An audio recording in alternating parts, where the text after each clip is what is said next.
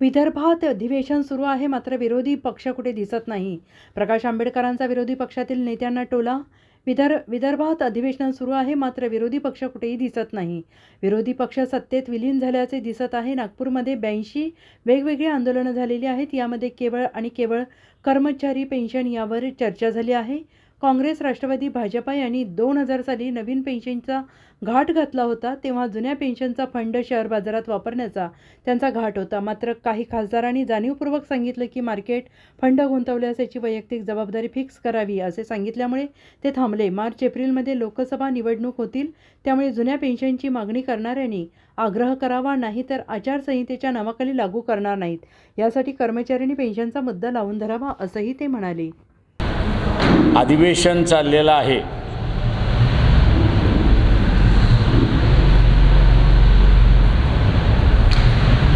आणि या अधिवेशनामध्ये विरोधी पक्ष अस्तित्वात आहे असं दिसतच नाही आहे.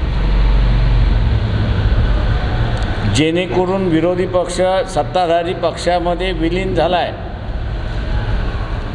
असंच चित्र त्या ठिकाणी दिसते.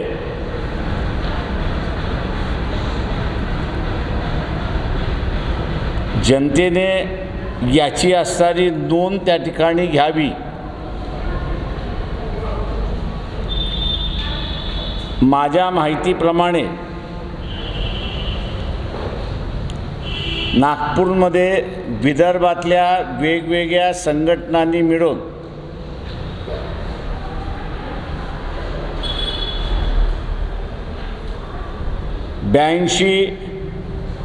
धरणं आंदोलनं झाली.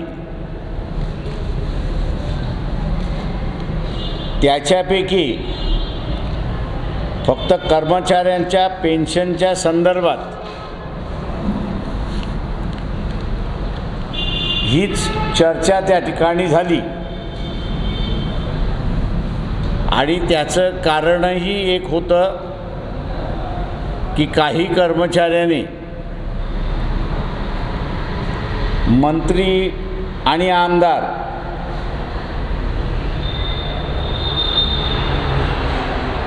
आमच्या प्रश्नावरती डावलण्यात आलं तर आम्ही भानगडी काढल्याशिवाय राहणार नाही आणि म्हणून थातूर मातूर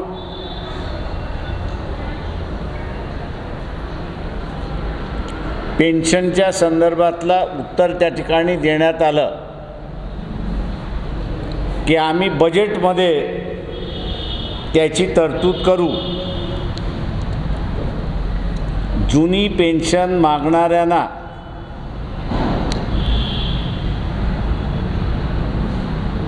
माझं असणारं आव्हान आहे, काँग्रेस, राष्ट्रवादी काँग्रेस, BJP यांनी 2000 साली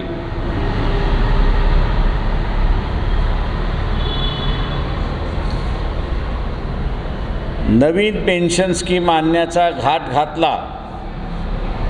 त्यावेळेस जुना पेन्शन फंड जो आहे तो शेअर मार्केटमध्ये वापरण्याचा त्यांचा घाट होता. परंतु काही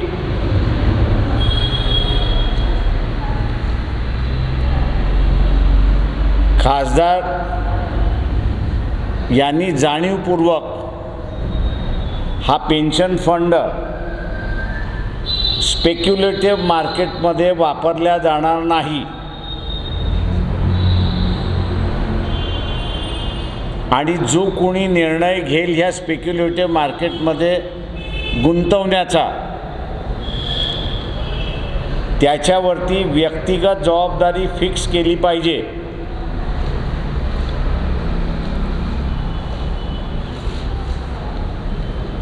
आणि म्हणून ते थांबलं. जुन्या पेन्शन मागणाऱ्या संघटनांना माझं असणारं आव्हान आहे, मार्च एप्रिलमध्ये लोकसभेच्या निवडणुका होतील. आत्ताचा सरकारचा दगडाखालचा हात आहे.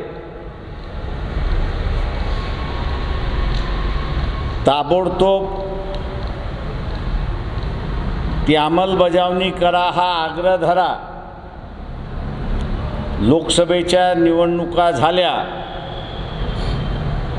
किंवा लोकसभेच्या निवडणुकीच्या दरम्यान बजेट महाराष्ट्राचं सादर केलं जाईल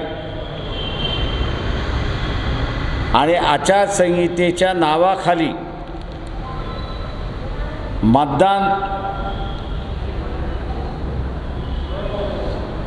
आणि मतावरती आपला परिणाम होणार म्हणून आम्हाला अंतर्भूत करता येणार नाही असा कांगावा करतील. आणि म्हणून कर्मचाऱ्यांनी पेन्शनचा मुद्दा ताबडतोब लावून धरावा अशी परिस्थिती आहे. Bureau report SBN Marathi.